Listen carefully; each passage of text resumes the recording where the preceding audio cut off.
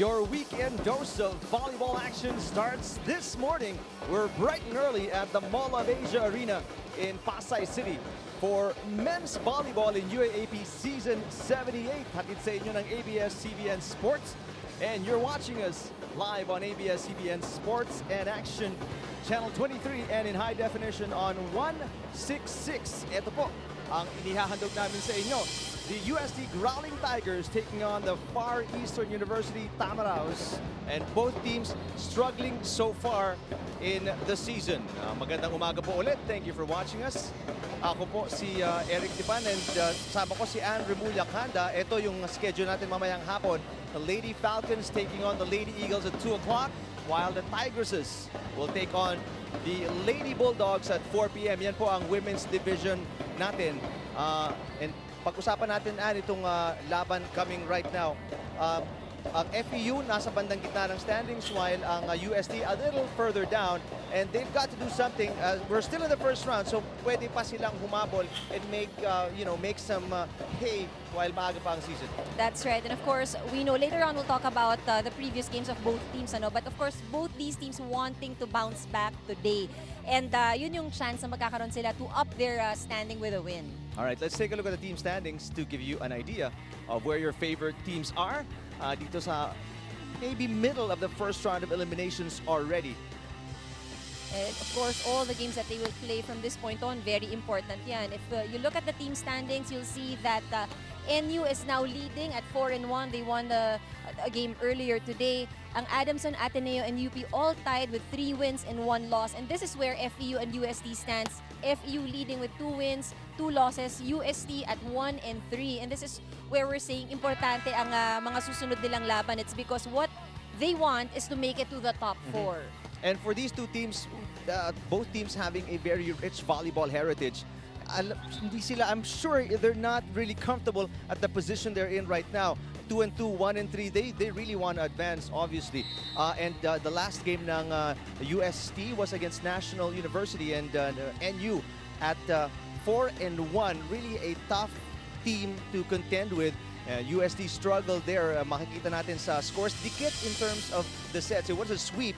Pero UST made it difficult in terms of scoring, pero sa department sa baba, medyo malaking diferensya, ano? Tama. If you look at that game, actually, set number 2, itong UST managed to at least push NU a little bit, extended that set 27-25, but it's really NU outscoring UST when it comes to offense. And then that's where UST sees what they need to work on is their output pagdating sa opensa. And speaking of output, pag-usapan natin, isa sa malaking bagay na ginagamit or style or play na ginagamit sa men's volleyball is the running set.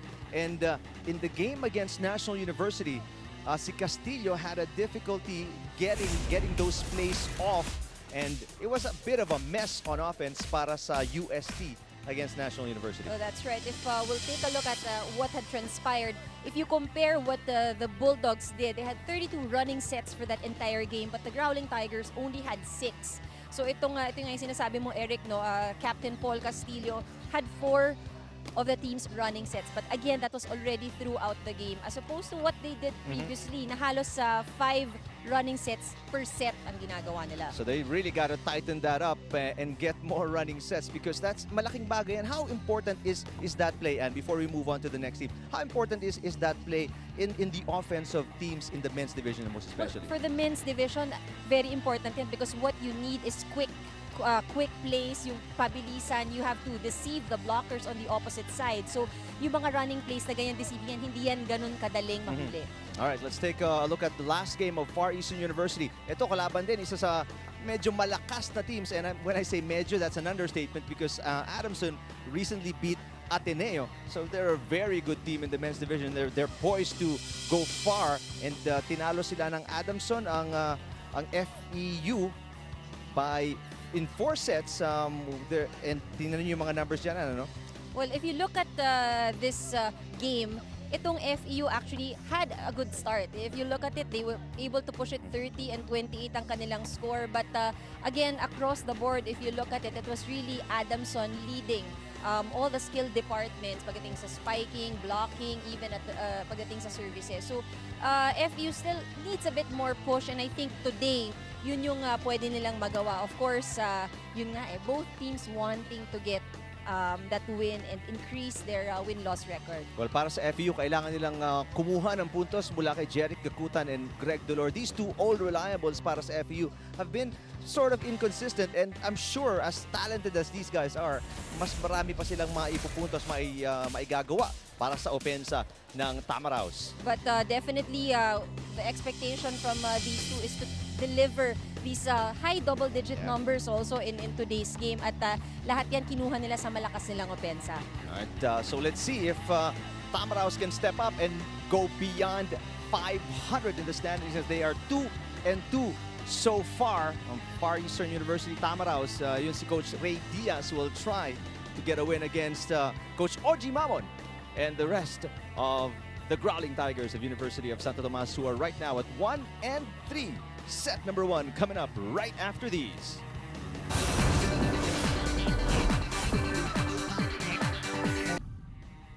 We're back here at the Mall of Asia Arena in Pasay City. Far Eastern University Tamaraws at 2-2 in the standings. And Coach Ray Diaz calling the shots now. Yun si Coach Kid Santos, parang more overall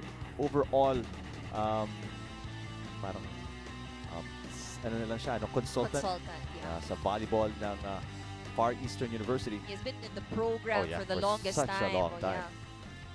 UST naman for the longest time under the reigns of Coach Oji Mamon. And 1-3, medyo mababa ang standings ng UST. They're really gonna have to pick that up. Let's go to the starting 6 courtside with Noel Zarate. National referee. And our second referee, Bob Malena, national referee. And now the starting lineup for the University of Santo Tomas. Number 4, Maru Amagan. Number 5, Dudes Balse. Number 7, JV Sumagaysay. Number 9, Timmy Tahanlangit. Number 10, Wewe Medina. And number 16, Ty Carodan. Libero is number 8, Mark Carlo Pangsky Pangan.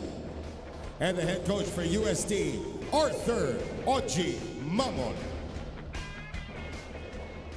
And now the starting lineup for the Far Eastern University.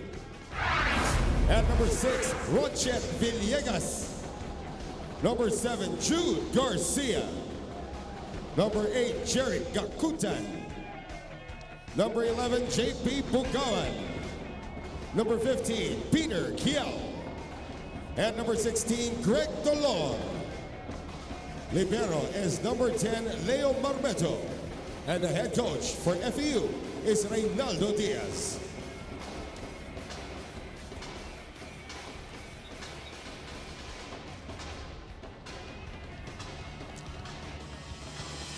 Take a look at the starting 6. Si Coach Oji Mamon nagbago ng setter. Si Tim Tahanlangit ang pinasok niya, replacing Paul Castillo for setting duties. Para naman sa FEU, Ronchet Villegas will be in charge of the plays for the Tamaraws.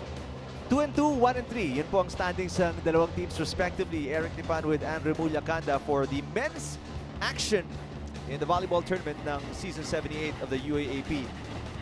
It feels like the men's tournament and mas dikit yung labanan. I mean, there's no runaway super strong team that's poised for to push the tournament into a step ladder format. No? That's right, and all the more, of course, makes it interesting. But if we look at how the games transpired last year against these two teams, actually ang nasa advantage is UST because they won both games in Season 77 against FEU. Yung isa 4 sets, the other one in a sweep.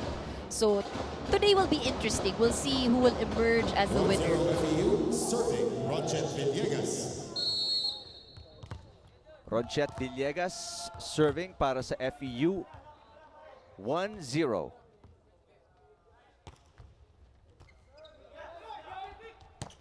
Oh. Very good connection. Tahanlangit.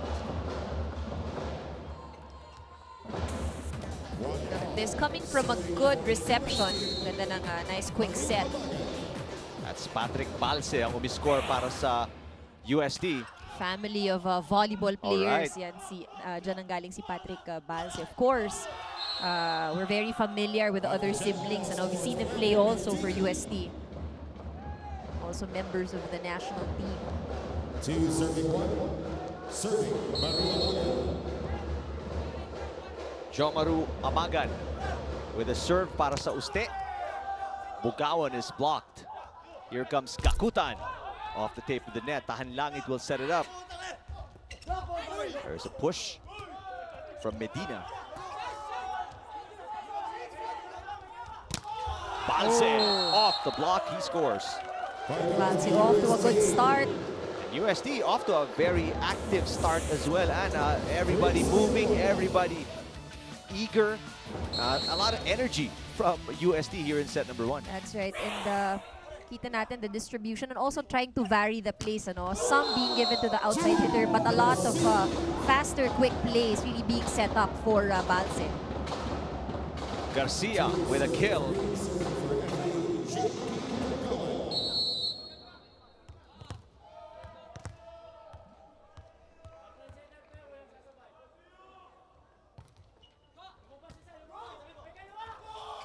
Combination.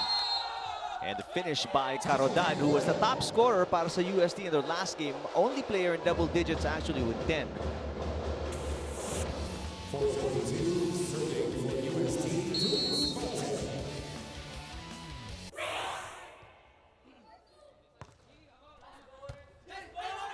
Set by Villegas. Dolor. Perfect. Excellent play. Wala na. Late na sumabay yung depensa ng UST doon. Take a look here. Look at that. Great angle.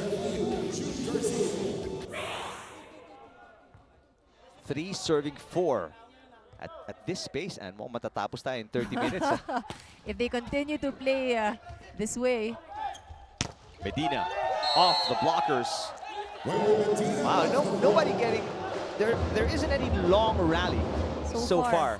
Both teams eager to really get a kill. Such activity offensively. That's where you see both teams want to start strong. You have to start strong. Wala nang warm-up, hindi diesel eh. Pasok mo sa loob, you have to really deliver. Palitan lang dito, no? Kakutan naman with a point there para sa FEU. I don't know what these guys had for breakfast, but I'm asking the coaching staff later. Let me get me some of that. Over received that time. And a quick kill by Greg Dolor. Both these teams, of course, they know how important this game is. It really sets the tone for their games coming up. If you're a coach, do you talk to your team and tell them, let's get a stop somewhere here because tuloy-tuloy ang palitan. We're not really gonna get an advantage or the momentum on our side kung wala tayong depensa. Oh, definitely. And kung makikita natin nga, palitan lang talaga. Exactly. So both teams are very aggressive. Is it because of a lack of floor defense at this point, Anne? I think at this point in time, it's also because the offense of both teams are really stepping up. At kita natin, there's really the plays, they try to vary it, iba-ibang angle ang dinadala nila. It really looks like both teams did their homework on really studying their opponent. But so far, both teams, we haven't seen a big lead. Wala pang nagpo-pull away. Palitan lang talaga, although FEU got a free one off the service error ng UST ni Medina. And Langit sets it up.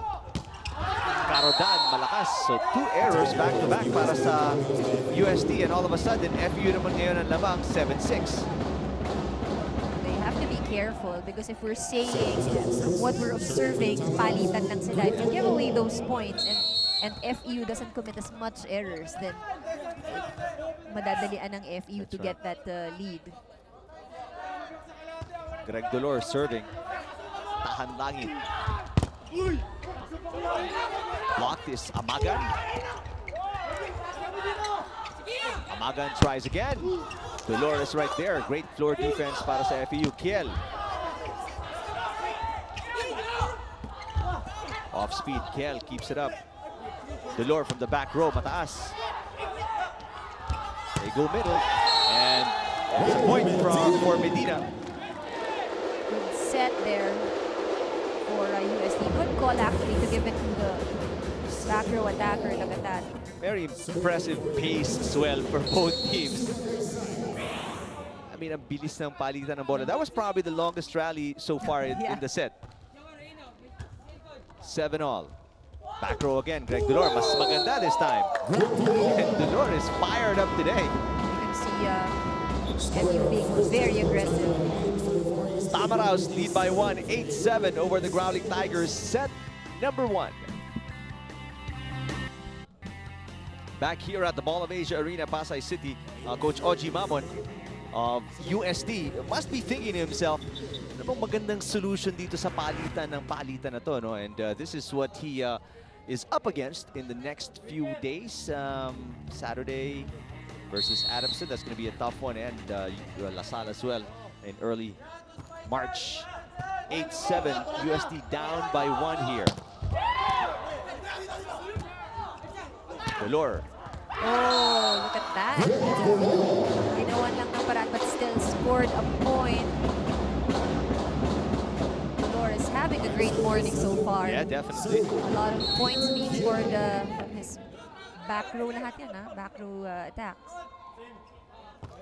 Biggest lead so far para sa FEU to. 2 points na panandalian lang because of a service error. It's a 1-point deficit para sa UST, 8 serving 9.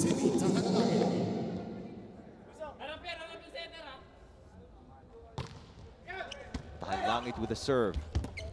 It's a bit too high. But still, FEU gets the point. They lead by 2. Look at this. Medyo mistimed na, ginawa ng paraan.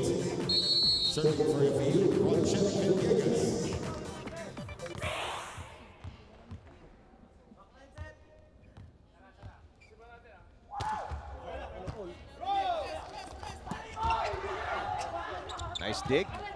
Kept alive. Garcia. Ooh. Everything was... FEU did everything right until the end there. Yeah, alanganin eh. The ball was, if you look at it, it was a bit too high. He tried to hit it with power pa rin, Talagang diniin niya. Marmeto struggling to dig the serve. And just like that, UST naman ngayon ang humabol, and we're tied at 10. Nobody getting any sort of momentum dito. And if you see pumapantay yung score, or the way the other team is scoring the point, it's really off errors. There's a kill by Bugawan. Itong mga quicks ng FEU, these are the ones that seem to give UST a hard time. And also yung back row attacks kanina ni Delor.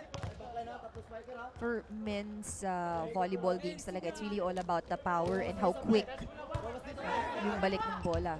A lot of quick plays, you'll see that throughout the game. Oh! Did not connect that time. Set was too high.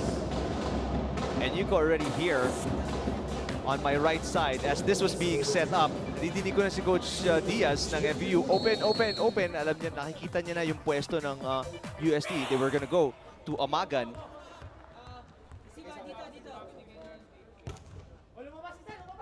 Good first ball. What a dig para sa Tamaraos defense. Medina, yes! Finally connects. Coming off an 8-point performance, si Manuel Andre Medina. And I think yun din ang dapat trabahuin ng UST, because in their last game against NU, the only player that scored double digits was Carodan. Si Medina nga only produced 8. So today, sure Coach Oji Mamon is expecting that they will deliver more against FEU. 12 all, set number 1.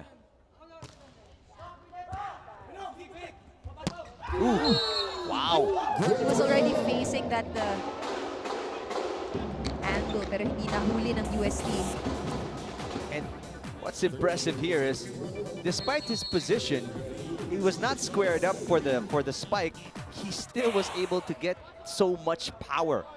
And he was able to get it in. Actually, that's a big advantage for guys because teams have that good elevation. FEU on top by 2, 14-12. Serving Jude Garcia.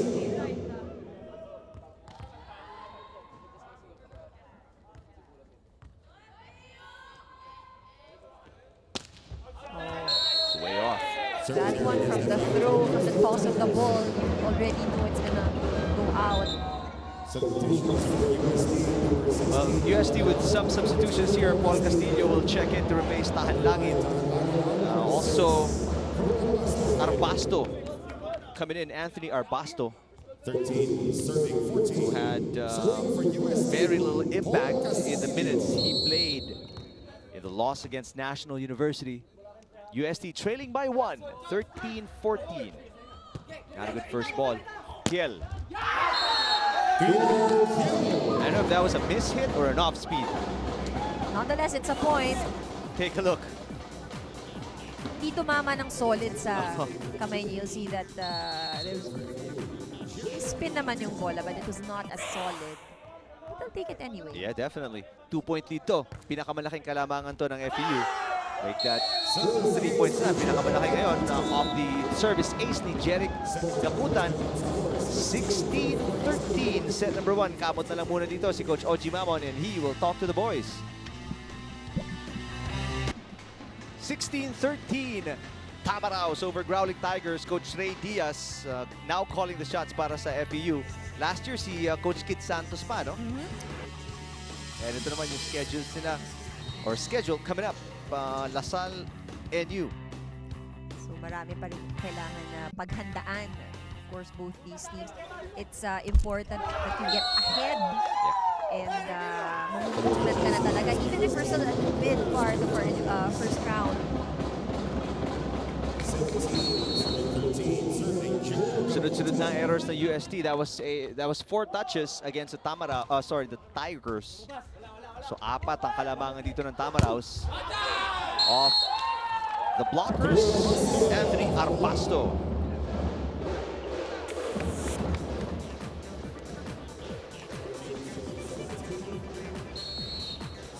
There's very little separating these two teams right now, pero FEU just with a little bit more consistency, ano? That's right. And you know, after yung head-to-head start nila, it has been UST playing catch-up here. Although, ito, unforced error. First off the reception by Marmeto, and then si Gaputan, masyado malakas yung palo, giving a tiny little opening para sa UST dito na makahabol. 15 serving 17. Kiel. Castillo back set. Arbasto is blocked. Underhand para kay Arbasto ulit. Dolor blocked at the net. Castillo. Dump. Kiel against a single blocker. Castillo. What a solid block against Amagan. They have to make their blocking work. Look at this. So far, FEU has been consistent at the net. If they don't get a solid block, at the very least, nakahawakan yung bola. It goes to show talagang binabantayan nila yung attackers of UST. So much activity, especially at the net para sa FEU.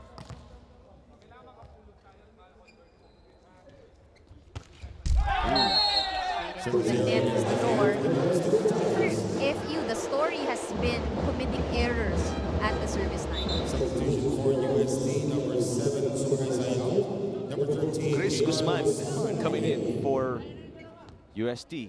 16 serving 18. Serving for UST, K.R. Guzman. Dalawa hinahabol dito ng Tigers, 16-18, set number 1. Wait a minute. And I think stepping on the line si Dolor. Kaya nga tumigil siya dun because he's a backliner. And then the set was a little too ahead. And that's why a lot of these back row attackers, kapag yan, bago sila, before they jump, they can't approach. They have to look at it. Sa attack line tayo, tututo. Kaya may kidness. Si Dolor. Yun. Umapak yung paa. And then, umapak na rin pati yung kanan pa. Niya actually. Tinigilan niya. Sinubukan niya ang pigilan. So a lot of them really look at the line. Yeah. They have to be aware. But when he stopped kasi nakita niya, hindi siya abot kung doon pa siya tumake-off. So lumapit pa siya ng konti kasi hindi niya abutin yung bola. So makalusot. No, but of course, our officials have the best view. Medyo late call lang at saka second referee yung pumito doon. Hindi yung first referee. Isa na lang hinahabol ng UST dito. What a save. Free ball para sa UST. Castillo sets it up. Arpasto. Oh, tumama sa antena. Sayang. They were looking to tie with a point there, pero balik sa dalawa kalamangan ng FEU. Look at this set.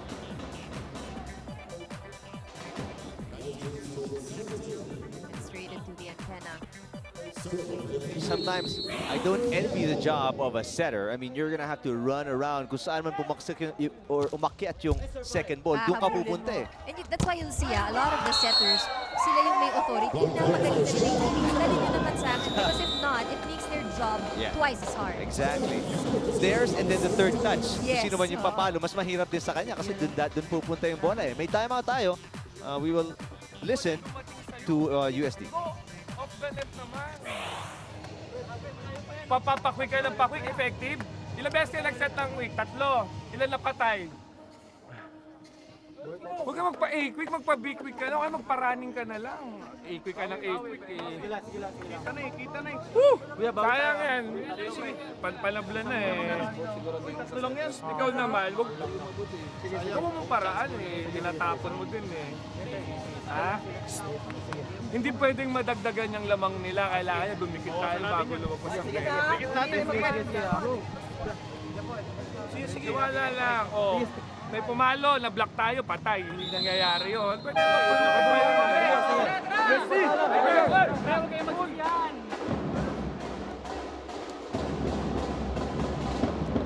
Well, tama si Coach Oji no, nabanggit natin kanina. 17-18 yan kanina. Panabla na.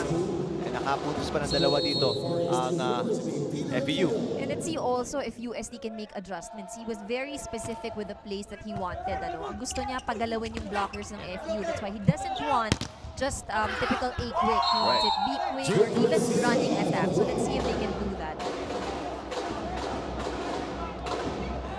I like how frank si Coach Ojima. May napatay pa. Tama naman, ikaw questionin mo. You keep on going back to that play and that you don't get to score. So, but let's see it. Of course, it would all depend on their first ball. Tawag ulit ng timeout si Coach Mamon. Sunod-sunod, 2 straight errors after a timeout he called. Eh, natambakan pa sila lalo. Punta ulit tayo, UST. Bakit nalaglag yun? Alaala mo sa akin yun, eh, nasa harapan mo lang yung bola.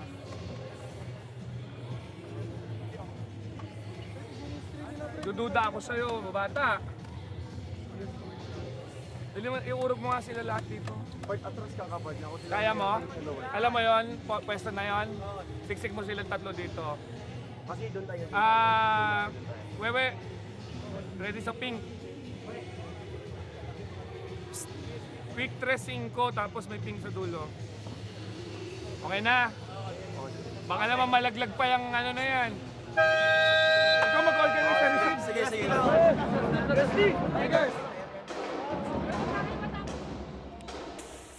And it's becoming a parang SOP para sa mga men's players especially. They have their hands on the back of their heads when a teammate is serving, just for protection for those who jump serve and all that.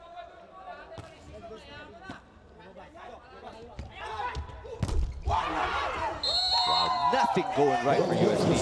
Not gonna work. At this point, most of the plays really well read by if mapa blockers or defense sa likod. Look at this.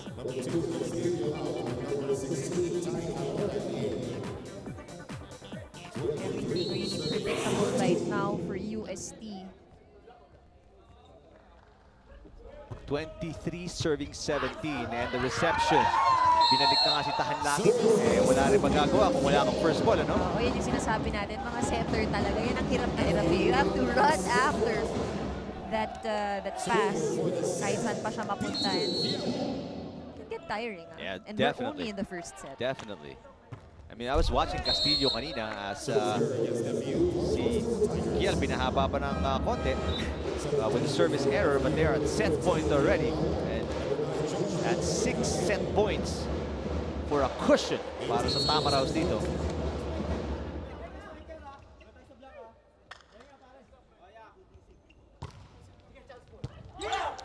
Nice dig from new entry Joshua Barica. You know, taking things lightly given their lead. Serving for UST, Timmy Takalangit.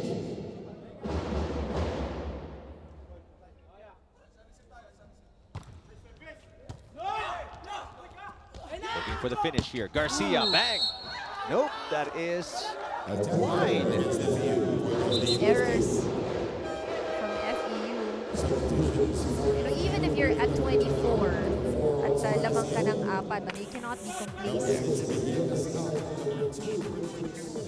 And this one, he was going for a difficult angle, going down the line. That's 3 straight points pinamigay dito ng FEU. Coach Ray Diaz nakatayo na. Bukawan, single block against Balse. This should be a good rotation for USC. Remember when we were starting off the first set, itong si Balse scored quite a few points at the middle and even posted a threat pagdating sa blocking. But let's see if they can still try to make it. Idikit nila yung kanilang score. They can't.